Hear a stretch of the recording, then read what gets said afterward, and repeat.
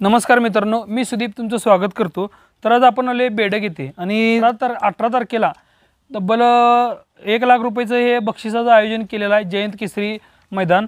तर त्यासाठी आपण कमिटीची छोटीशी एक मुलाखत घ्यायला आलोय। तर आपण आता सगळे विचारूया त्यांना की गट कसं असणार आहेत, काय असणार आहेत, मैदानाचं नियोजन, मैदानावरच्या सोयी सुविधा कशा असणार आहेत। तर ते आता आपण सुरुवात करूया। तर तुमचं पहिलं नाव सांगा। नमस्कार, मी बापूसाहेब दत्तू बुरसे, बेडग राहणार। बेडग, हां। सांगली कृषी उत्पन्न बाजाराचे संचालक म्हणून आहे, मेजर बाजार समितीचा सभापती। मग आता तुम्ही हे 18 तारखेला जे बक्षिसाचं आयोजन केले त्याबद्दल आता आपलं गट कुठले आहेत, काय आहेत, ह्या तर संदर्भात जरा 18 तारखेला आम्ही आमचे नेते सन्माननीय माजी मंत्री जयंत पाटील साहेब यांच्या वाढदिवसाच्या निमित्त साधून आम्ही भव्य असं जयंत केसरी मैदान बेडगच्या पट्ट्यावर आयोजित केलेलं आहे। या बेडगच्या पट्ट्यामध्ये एकूण 4 गट सोडण्यात येणार आहेत। पहिला अ गट, त्यानंतर ब गट, त्यानंतर दुसरा चौसा आणि नवतर आदत अशा पद्धतीने सर्व बक्षीस जवळजवळ 5 लाख रुपयाची आम्ही बक्षिसं जाहीर केलेली आहेत। आणि अ गटामध्ये पहिलं बक्षीस 1,01,000 रुपये, दुसरं बक्षीस 61,000, तिसरं बक्षीस 41,000 अशा पद्धतीने बक्षिसाचं नियोजन केलं आहे। प्रवेश फी किती टक्के असणार त्याला? प्रवेश फी आम्ही 10% ठेवली, नियमानुसार 10%। आणि इतर गटांची काय बक्षिसं? इतर गटाची पण ब गटाचे 31,000, 2 नंबरचे 21,000, परत 3 नंबरचं 11,000 आणि इतर दुसरा चौसा 15,111, ते 11,111 आणि 7,111 आणि आदतचं 11,111, 7,111 आणि 5,111। तर मित्रांनो, हे आता बक्षिसाचं विभाजन होतं। तर सगळ्यात महत्त्वाचं काय होते, आता मैदान चांगलं आहे, करेक्ट आहे, पळायला पैसा आहे, ह्यात व्हिडिओमध्ये तुम्हाला पुढं दाखवणारच आहे मैदानाचं संपूर्ण चित्रण। तर जास्त गाड्या होत्यात, मग त्यासाठी त्यांनी काय व्यवस्था केल्या? समजा आता एका गटात 15च्या वर गाड्या झाल्या तर काही ठिकाणी कसं होते की बक्षीस हे निम्म दिलं जाते। लाख रुपये असेल तर ह्या गटाला 50, त्या गटाला 50 असं केलं जाते। तर आता ते बक्षिसाबद्दल पण तिने आता संपूर्ण माहिती सांगतील, जर का 2 गट झालं तर। नाही, बक्षिसाबद्दल माहिती सांगायचं म्हटलं तर 15पेक्षा जास्त गाड्या झाल्या, 16 गाड्या झाल्या तरी सुद्धा मी 8 गाड्या विभागून सोडण्यात येणार आहेत। आणि 8 गाड्या सोडल्या तरी जी बक्षीस रक्कमात आम्ही कपात करणार नाही, जाहीर केली ती रक्कम प्रत्येक गटाला देणार आहे। 2 गट होऊन द्याल, 3 गट झाले तरी सुद्धा आहे ते बक्षीस आम्ही क्लिअर बक्षीस त्यांनाच देणार आहे, पूर्ण बक्षीस। तर मित्रांनो, समजा एखाद्या आता जनरल गटामध्येच जर का समजा 15च्या वर गाड्या झाल्या, 16 जरी गाड्या झाल्या तरी 8 गाड्या सोडणार आणि पहिल्या गटाला पण 1,61,000 आणि 41,000 हे बक्षीस मिळणार आणि दुसऱ्या गटाला पण 1,61,000, 41,000 असं 4ही गटांना हे बक्षिसाचं समान वितरण असणार आहे। त्यामुळं काय हरकत नाही, गाड्या ज्या झाल्या तरी कुठल्याही गरीब मालकाचंही नुकसान होणार नाही, काय नाही, असं गट कमिटीने सांगितले। सगळ्या गटामध्ये हीच परिस्थिती असणार, विभागून म्हणजे झाले गट पडले तरी सुद्धा बक्षीस आहे तेच देणार आहे।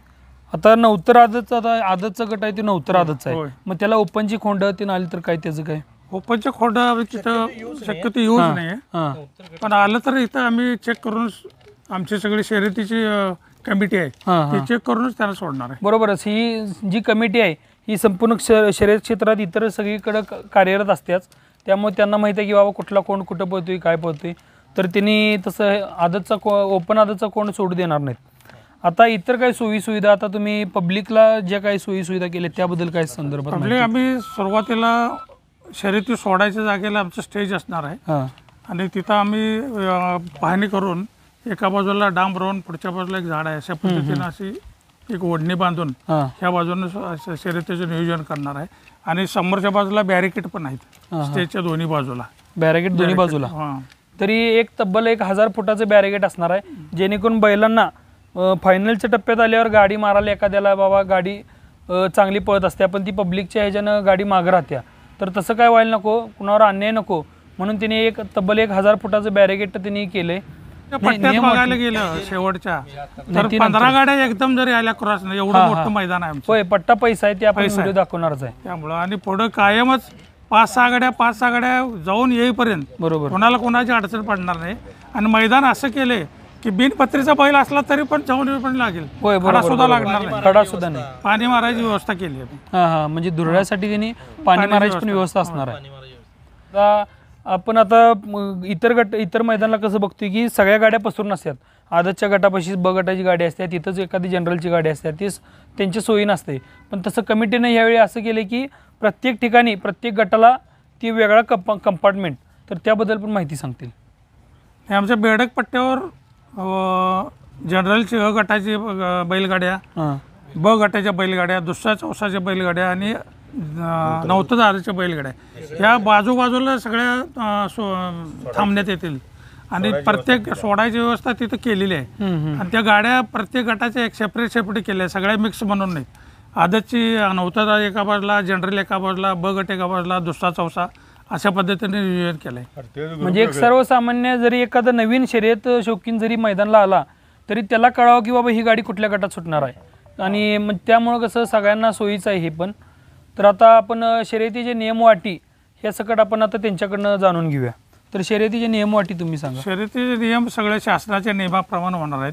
शर्यतीमध्ये विना काठी लाटी, विना बॅटरी, मोटरसायकलसुद्धा एक ही आमच्या फक्त 5ची तेवढी मोटरसायकल राहील मैदानात. बाकी कुठलीही मोटरसायकल तिथं चालणार नाही. आणि बेंचाचे असल्या तर 2च मोटरसायकली, दुसऱ्या कोणाची मोटरसायकल मैदानात घालू देणार नाही आणि घातली जाणार नाही याची आम्ही पुरेपूर काळजी घेणार आहे. आणि तसं का जर का कोणी जर मध्ये मोटरसायकल घातली बिटली तर आमची इथले पब्लिकच त्याला दगड घालून बाहेर काढेल. बरोबर. पब्लिकला पण पूर्ण परवानगी दिल्या कमिटीनं की जर का दुसरा कोण मोटरसायकलवाला त्यात आला कमिटी व्यतिरिक्त किंवा शूटिंगच्या गाडी व्यतिरिक्त तर तुम्ही स्वतः त्यांच्यावर ॲक्शन घेऊ शकता. हां. तर ती कमिटीनं तसं पूर्ण सूचनाच दिल्या की पब्लिकनं जरी त्यांना शासन करायचं झालं तर ते त्यांनी करू शकतात. बरोबर का? असं नाही. आता सांगली जिल्ह्यामध्ये आतापर्यंत बऱ्याच ठिकाणी शर्यती होत असतात. बरोबर. पण आम्ही आमच्या बेडकमध्ये असा पट्टा तयार केला आहे की आमच्या सांगली जिल्ह्यात कुठेही असणार नाही, बैलाला एक खडासुद्धा लागणार नाही आणि पळणाऱ्या गाड्यांना कोणाला कुठल्या गाडीची कोणाला अडचण होणार नाही. सुरुवातीपासून वळून येऊपर्यंत रंग येऊन पुन्हा पट्ट्यावर येऊपर्यंत कोणालाही कोणाची अडथळू इतक्या गाड्या पळायसारखा रस्ता केलेला आहे तयार. होय. पट्टा पैसा आणि सांगली जिल्ह्यात असा पट्टा कुठंच तुम्हाला बघायला मिळणार नाही, इतका चांगला पट्टा तयार केलेला आहे. आता मागील 2-3 मैदानात ऐकायला मिळते आणि बऱ्याच ठिकाणी आम्ही 2-3 महिन्यात बघितलं की मेजॉरिटीचं प्रमाण थोडंसं वाढायला लागलेलं दिसायला लागले. पण आमच्या बेडकच्या मैदानामध्ये मेजॉरिटी अजिबात चालणार नाही. आणि मेजॉरिटी कोण करणार असं उद्देशानं आलं तरी आमच्या बेडगेला येऊ नये, न आलेलं चांगलं. कारण इथं मेजॉरिटी करायला गेलं तर आमचं पब्लिक इथं मारल्याशिवाय सोडणार नाही त्यांना. त्यामुळे मेजॉरिटी करणार नाही इथे येऊ नये. आणि सर्व शर्यत ड्रोन कॅमेऱ्यामध्ये सगळं आमचं शूटिंग चालणार आहे. चुरशीचं एखाद्या क्रॉसमध्ये गाड्या आल्या तर ड्रोनमध्ये आम्ही कॅमेऱ्यात बघूनच नंबर देणार आहे. आणि गाडीवान प्रत्येक गाडीमध्ये एकच असणार आणि येऊन जाईपर्यंत सगळं आमच्या कॅमेऱ्याद्वारे सगळ्यांचं निरीक्षण असणार. आणि आमचं स्क्रीन जिथं स्टेज आहे तिथंसुद्धा एक स्क्रीन असणार आणि तिथून सगळ्या स्क्रीनवर बघायला मिळणार, जाऊन येईपर्यंत बघायला मिळणार आहे आपल्याला.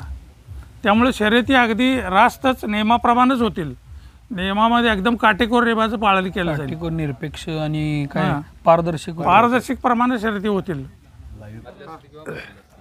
तर मित्रांनो अनेक वेळा काय होते गावातली गाडी असली की जरा गावातल्या माणसांचा कल जरा आपल्या गाडीकडे असते, गावातल्या जास्तीत जास्त ती नंबर करावी गावच्या मैदानाला. तर त्याबद्दल पण आता सांगतील की काय नेमकं हे होणार. हे आमच्या गावातल्या जरी गाड्या असल्या तरी सगळ्या गाड्यांना एकसारखाच नियम आहे. गावची गाडी असून तिला नियम वेगळा असं नाही. गावातल्या गाड्या असल्या तरी आमच्या गावकऱ्यांनासुद्धा आम्ही सांगितलेलं की मेजॉरिटी अजिबात चालणार नाही, ढकली चालणार नाही, बॅटरी चालणार नाही, कोणी त्यांना मेजॉरिटी केली तर चालणार नाही. कारण सगळ्यांना एकसारखा नियम आहे. बरोबर. आणि आमच्या बेडगावच्या सगळ्या शर्यती शौकींनासुद्धा विनंती आहे की गावची गाडी असली म्हणून कोणीही मैदानात जाऊन पळू नये. कारण ते सगळ्यांना नियम एकसारखाच आहे. आणि गावची गाडी म्हणून जर कोण करायला बघितलं तर ती गाडी कॅन्सल करण्यात येईल, गावची असली तरी सुद्धा. की कारण गरिबावर अन्याय होते. जर का असं काय झालं तर गरिबावर अन्याय होण्यापेक्षा सरळ आपलं करेक्ट मैदान होणार आहे. पहिल्यांदा मी बापू दादा बुरशे यांचं आभार मानतो. त्यांनी बेडग नगरीत पहिल्यांदा एवढं मोठं मैदान बैलांसाठी ठेवलं आहे. गोरगरिबांची बैलं पळू द्या. 2-3 मैदान तिने पाहिली, बघितली, त्यांना बी असं वाटलं आपण मैदान ठेवूया. साहेबांच्या वाढदिवसानिमित्त तिने मैदान ठेवलं. 1 लाखाचं बक्षीस ठेवले. प्रथम क्रमांकाला जयंत केसरी मैदान ठेवलेलं आहे. त्यांचे पहिल्यांदा मी आभार मानतो. शर्यती सोडत असताना आम्ही जे 7-8 जण जे पंच आहेत ते सगळं नियोजन करतील.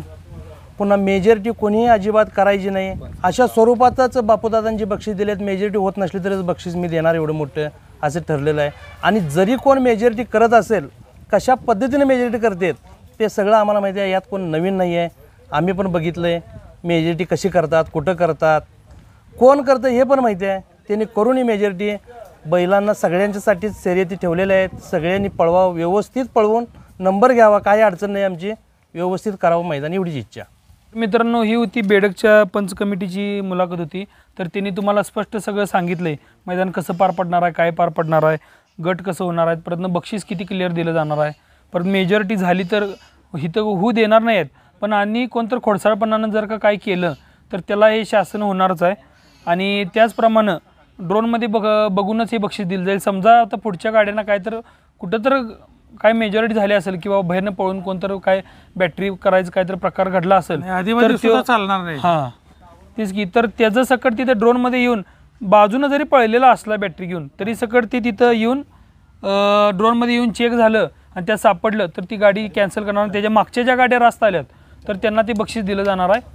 तर हे जी सगळ्यांनी नोंद घ्यावी आणि त्या हिशोबानंच इकडे बेडगला मैदानाला या. जर का मेजॉरिटीचं डोक्यात असेल तर इकडं नाही आलं तरी काय हरकत नाही. तर धन्यवाद मित्रांनो. धन्यवाद.